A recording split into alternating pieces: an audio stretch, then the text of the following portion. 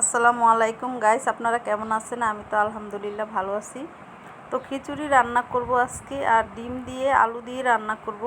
তো কালকে হচ্ছে মেয়ে খুব বায়না করছে রাত্রে যে খিচুড়ি খাবে।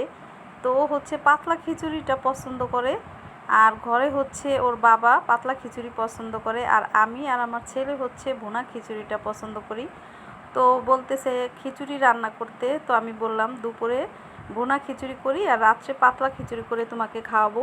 তো বললো ঠিক আছে।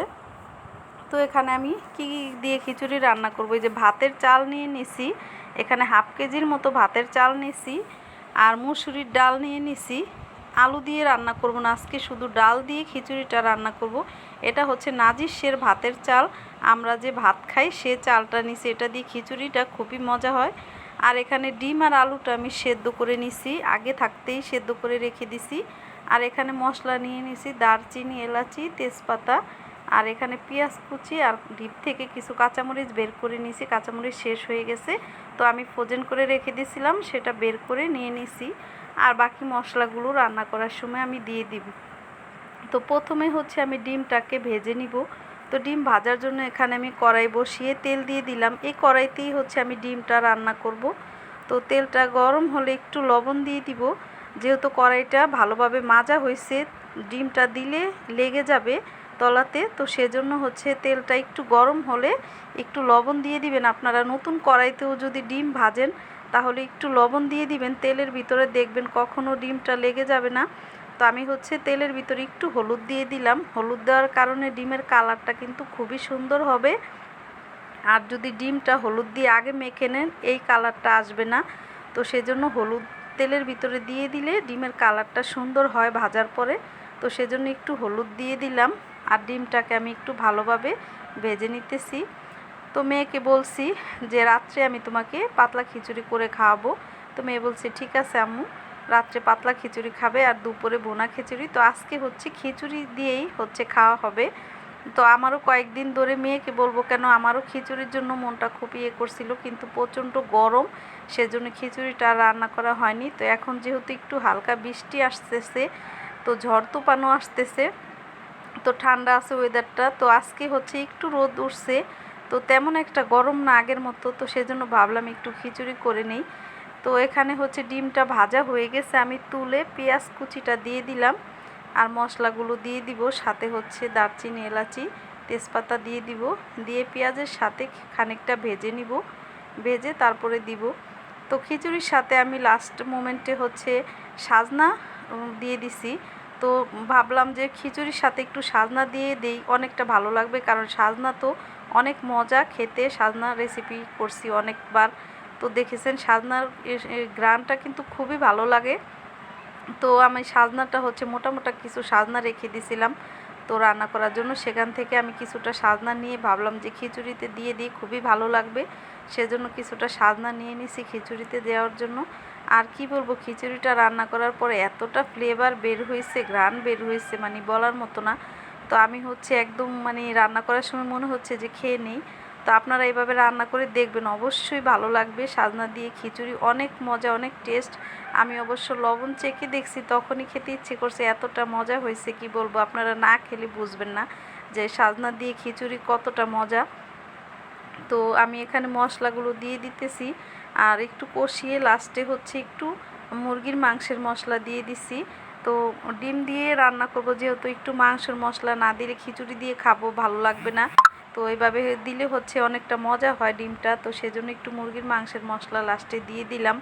আর এখানে এমনিতে সমস্ত মশলা দিয়ে দিছি, হলুদ গুঁড়া, মরিচ গুঁড়া, ধনিয়া গুঁড়া, একটু গরম মশলা গুঁড়া দিছি, আর লাস্টে হচ্ছে একটু মুরগির মাংসের মশলা দিয়ে দিছি।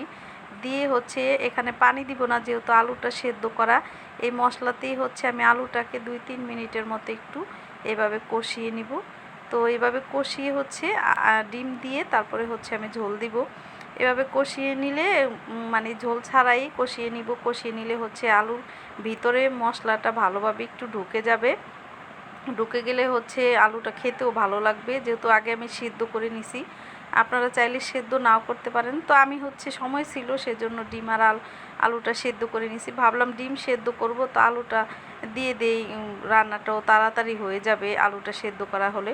তো সেজন্য হচ্ছে আলুটাকে আমি মাঝখান দিয়ে ছোট সাইজের আলু, আমি সব সময় হচ্ছে এই সাইজের আলুটা খাই, কারণ বড় সাইজের আলুটা আনলে হচ্ছে ভেতরে বেশিরভাগ পচা যায়, মানে একদম নষ্ট আলু বের হয়।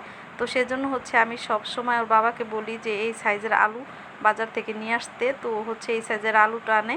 আর এই আলুটা খেতেও কিন্তু ভারী মজা, আপনারা দেখতে পারেন এই আলুটা খেয়ে। ঝোলের পানিটা দিয়ে দিব এখন আমি। তো ঝোলের পানিটা একটু বেশি করে দিব, যেহেতু খিচুড়ি দিয়ে খাবে সেজন্য একটু পানিটা একটু বেশি করেই দিব। কারণ হচ্ছে আলুতে কিন্তু অনেকটা ঝোল টেনে নেবে, নামিয়ে রাখলে তরকারিটা, আলুর তরকারিতে কিন্তু অনেকটা ঝোল টানে। তো বোনা খিচুড়ি দিয়ে খেলে একটু ঝোল লাগে, আমার ঘরে হচ্ছে ঝোল চায়। আপনারা যদি চান একটু বোনা করেও খেতে পারেন। তো আমার হচ্ছে ঝোল না হলে আমার ঘরে চলে না। আপনারা জানেন আমি প্রতিদিন ডাল রান্না করি, ডাল ছাড়া আমার ঘরে একদিনও ভাত খেতে পারে না। আর যেদিনকে একটু ঝোলের তরকারি রান্না করি, একটু বেশি ঝোল রাখি ডাল না রান্না না করলে, তো সেজন্য একটু ঝোল দিব। খিচুড়ি খেতে গেলে সবাই ঝোল চাবে, বলবে যে শুকনা গলা দিয়ে যাবে না, এরকম একটা অবস্থা আমার ঘরে। তো ঝোল ছাড়া খেতেই পারে না, তো সেজন্য হচ্ছে একটু ঝোল বেশি দিলাম। তো ফিরে আসছি, তরকারিটা বলক আসলে, এই তো বলক চলে আসছে আর রান্নাটাও হয়ে আসছে প্রায়, অনেকক্ষণ যাবৎ বলক আসছে, তারপরে আমি ফিরে আসছি। তো এখন এভাবেই হচ্ছে তরকারিটা নামিয়ে নিব, এতটুকু ঝোল রাখবো। আপনারা চাইলে আরও কিন্তু ঝোল টানিয়ে নিতে পারেন। আর নামিয়ে এখন হচ্ছে আমি খিচুড়িটা বসিয়ে দিব। আর অফ ক্যামেরায় হচ্ছে আমি কিছুটা গরম পানি করে নিছি খিচুড়ির জন্য, যেহেতু ঠান্ডা পানি দেওয়া যাবে না, গরম পানি দিলে খিচুড়িটা তাড়াতাড়ি হয়ে যাবে, সেজন্য হচ্ছে আমি পানিটা একটু গরম করে নিছি, একটা হাঁড়িতে আলাদাভাবে পানি গরম করে নিছি। আর এখানে হচ্ছে তেল দিয়ে দিলাম খিচুড়ির জন্য। আর এখানে মশলা দিয়ে দিছি, দারচিনি, এলাচি, তেজপাতা দিয়ে, আর পেঁয়াজ কুচি দিয়ে দিলাম। তো কিছুক্ষণ ভেজে তারপরে হচ্ছে মশলা দিব। তো কিছুক্ষণ না ভাজলে কাঁচা কাঁচা একটা গন্ধ আসে পেঁয়াজের, সেজন্য কিছুক্ষণ একটু ভেজে নিব। ভেজে তারপরে দিব। আজকে হচ্ছে এই খিচুড়ি আর হচ্ছে ডিম আলুর তরকারিটাই রান্না করলাম, বেশি কিছু রান্না করিনি। কারণ হচ্ছে কালকে অনেক কিছু রান্না করছিলাম, তো সেগুলো হচ্ছে আছে কিছুটা, তো সেগুলো আর এখন তো দুপুরে খাবে না, সেজন্য ফ্রিজে রেখে দিছি। কালকে সজনে দিয়ে অনেকটা, সরিষা দিয়ে রান্না করছি, অনেকটা সজনে ছিল, তো সেটাও রেখে দিছি, কিছুটা আছে। আর ডাল রান্না করছিলাম আম দিয়ে, তো অনেক কিছুই আছে, সেজন্য হচ্ছে আজকে শুধু দুপুরে এই দুই পদ রান্না করলাম। তো একটু আদা রসুনের পেস্ট দিয়ে একটু ভেজে নিলাম। এখন এখানে একটু মরিচের গুঁড়া দিয়ে দিলাম, হলুদের গুঁড়া দিয়ে দিলাম। মরিচের গুঁড়াটা না দিলে খিচুড়িটা হালকা একটু ঝাল না হলে কিন্তু খেতে ভালো লাগে না। আর আপনারা যদি ঝাল খেতে না চান তাহলে শুধু কাঁচামরিচ দিবেন আস্ত, তাহলেই হবে। তো আমি একটু ঝাল করব, সেজন্য হচ্ছে 1 চামচ মরিচের গুঁড়া দিলাম, আর আস্তা কিছুটা কাঁচামরিচ দিব। আর এখানে দিয়ে দিলাম একটু মাংসের মশলা। তো মাংসের মশলাটা দিলে খিচুড়ি থেকে একটা সুন্দর ফ্লেভার আসে। আর আপনারা যদি মাংসের মশলা না থাকে তাহলে জিরা আর গরম মশলা দিতে পারেন, দোকানে রেডিমেড গরম মশলা গুঁড়া পাওয়া যায়, সেটা দিয়েও রান্না করতে পারেন। তো গরম মশলা গুঁড়াটা দিলেও কিন্তু ফ্লেভারটা ভালো আসে। আমি মাংসের মশলা ছিল ঘরে, তো সেজন্য দিয়ে দিলাম। আর আমি মাংসের মশলা নিজে বানিয়ে তৈরি করে রাখি সব সময়, তো মাংসের মশলা দিয়ে আমার লাগে। তো 2 ধরনের মশলা তৈরি করে রাখছি আমি, গরুর মাংসের জন্য আর মুরগির মাংসের জন্য। তো সেটাই দিয়ে দিলাম আজকে। এখানে দিলাম মুরগির মাংসের মশলাটা দিয়ে দিলাম, ডিমেও দিয়ে দিলাম মুরগির মাংসের মশলা। তো মশলা দিলে হচ্ছে ফ্লেভারটাও ভালো আসে। আর এখানে কিছুটা সজনে আমি বলছিলাম যে কেটে রাখছি রান্না করার জন্য, তো সেখান থেকে কিছুটা সজনে নিয়ে নিছি। সজনে দিয়ে কিন্তু খিচুড়ি অনেক মজা, আমি এর আগে একবার ট্রাই করছি, আপনারা খেয়ে দেখতে পারেন, ভীষণ মজা। সজনে কিন্তু এমনিতেই একটা মজার সবজি, তো সেটা খিচুড়িতে দিলে কিন্তু খিচুড়ির সাথে আরও মজা হয়। আপনারা বিশ্বাস না হলে একবার খেয়ে দেখতে পারেন, যারা যারা খেয়েছেন তারা অবশ্যই জানেন টেস্টটা, আর যারা না খেয়েছেন তারা এখনই ট্রাই করে দেখতে পারেন, অনেকটা মজা। তো এখানে ডিপ থেকে কিছু কাঁচামরিচ বের করে নিয়েছিলাম, তো সেটাই দিয়ে দিলাম ফ্রোজেন করে।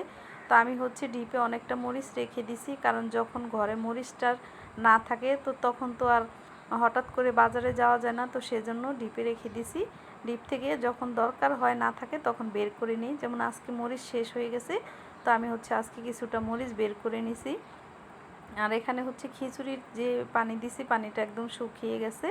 তো এখন যতটুকু পানি আছে এটা দিয়ে হচ্ছে চুলার হিটটা কমিয়ে দিলে একদম ঝরঝরে হয়ে যাবে, খিচুড়িটা সুন্দর হয়ে যাবে। তো আমার ভিডিওটা দেখবেন, কেমন লাগলো, ভালো লাগলে শেয়ার করে দিবেন, লাইক দিবেন, সাবস্ক্রাইব দিবেন। আর পেজে দেখে থাকলে ফলো দিয়ে, লাইক দিয়ে সবাই সাথে থাকবেন। তো এখানে একটু উল্টে পাল্টে ঢাকনা দিয়ে ঢেকে দিব কিছুক্ষণের জন্য।